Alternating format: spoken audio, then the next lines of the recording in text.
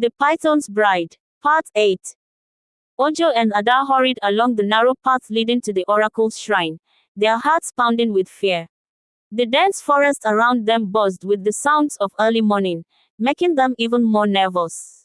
As they neared the shrine, the smell of incense and herbs filled the air, reminding them of the powerful magic within. They knew they had to confess what they had done, but the thought made them even more anxious. The shrine was a simple mud and thatch building, but it felt mysterious and powerful. The girls hesitated at the entrance, their hands shaking. "We have to be brave," Ojo whispered, though her voice was shaky. Ada nodded, gripping Ojo's hand tightly as they stepped inside. They saw the king standing there. Their fear grew even stronger. The king's eyes widened as he quickly asked, "Where is the golden crown?" Ojo couldn't speak, but Ada gathered her courage and said, "It's at the sacred grove.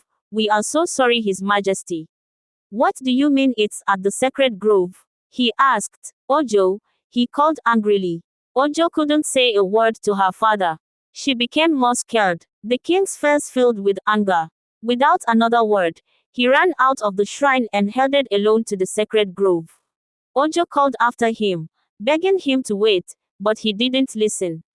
Ojo and Ada exchanged worried glances. The oracle, watching them, spoke in a grave tone. "What have you done, daughters of Ukana? The king cannot rule without his crown. If it is gone for too long, your father will lose his throne." "I didn't have a choice," Ojo said, her voice trembling. Ada added, "We didn't do anything wrong. If we had, the gods wouldn't have let us succeed. We've already made peace with the ancestors of Okoji. We only came here to ask the king and the elders to go with us to the land for the handover. Nneka is already leading her people there." The oracle fell silent, uncertain of what to say.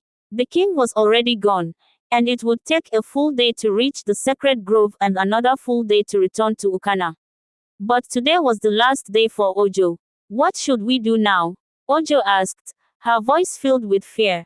"Today is the 7th day. Ojadili may return at any time. Can the handover happen without the king?" The oracle remained silent. Finally, he said, "The gods will do their will." Just as he began chanting, Ojadili appeared at the shrine. Ada and Ojo screamed and hid behind the oracle. "I have come to take what belongs to me," Ojadili declared, his voice cold. "The covenant made long ago must be fulfilled. My people await you, my queen." Ojadili began to move closer to them. Ada stepped forward, trying to be brave. "Stay away from us," she shouted, but Ojadili's angry glare made her retreat behind the oracle. "I don't want to go with him," Ojo cried. The oracle started chanting to challenge Ojadili, but with a single slap of his tail, Ojadili sent the oracle flying across the room. Ojadili was too powerful. He was a god, an immortal, and mortals could not challenge him.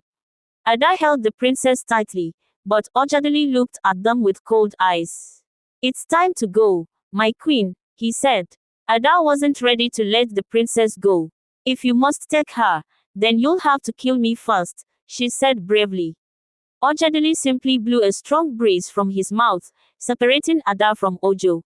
He then wrapped himself around Ojo and disappeared into thin air with her. Ada screamed bitterly. The oracle, regaining his strength, stood up shakily and asked, "Where is he?" "He has taken her," Ada cried as she ran away from the shrine. Ada rushed to the palace and told the queen and the warriors what had happened. The queen collapsed in shock, unable to breathe. "My queen," Ada called out. She quickly gets some water and splash on her. She wakes up and asks, "Where is my child?" The queen's greatest fear had come true. She had lost her only child. The news spread quickly through the village, and the people were filled with sorrow. Some were happy, saying, "Our fathers didn't die in vain. The land remains ours after all." They wished Ojo and Ada had listened earlier. Meanwhile, the king, after facing many obstacles, finally reached the altar at the sacred grove later that night. But the golden crown was nowhere to be found. Nneka was gone too. The king collapsed in despair, crying bitterly. "I have failed my ancestors," he lamented. He wished he could die rather than return home without the crown. If having a princess brings such trouble, why did my ancestors allow it? He cried, regretting ever having a princess. His one-time desire turns to his regret. As night fell, the king made his way back to the village. Before now, the elders, upon hearing the news of the princess being taken, rushed to the palace but see the king. On getting there, the king was nowhere to be found. Ada explained to them that he went to the sacred grove. To do what? They asked, but she couldn't say. The queen knows what was going on but won't say it to anyone. Instead, she made the elders wait in the court while she sent for the oracle. While they wait for the oracle, she ordered that some warriors head to the sacred grove to get the king.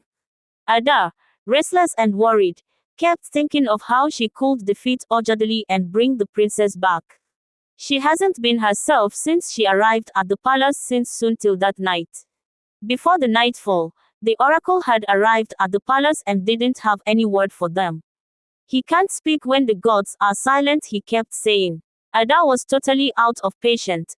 She was busy imagining how her only fry is coping if the forest sings soon. No one seems to think about her. Everyone literally waiting for the king, someone that will be back either at dawn or the next day noon.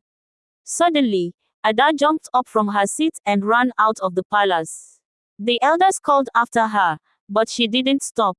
The queen quickly ordered some warriors to follow her.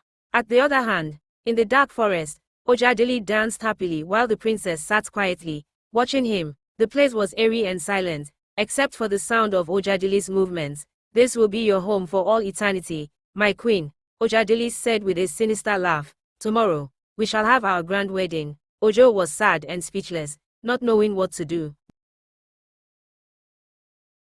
Watch out for part 9.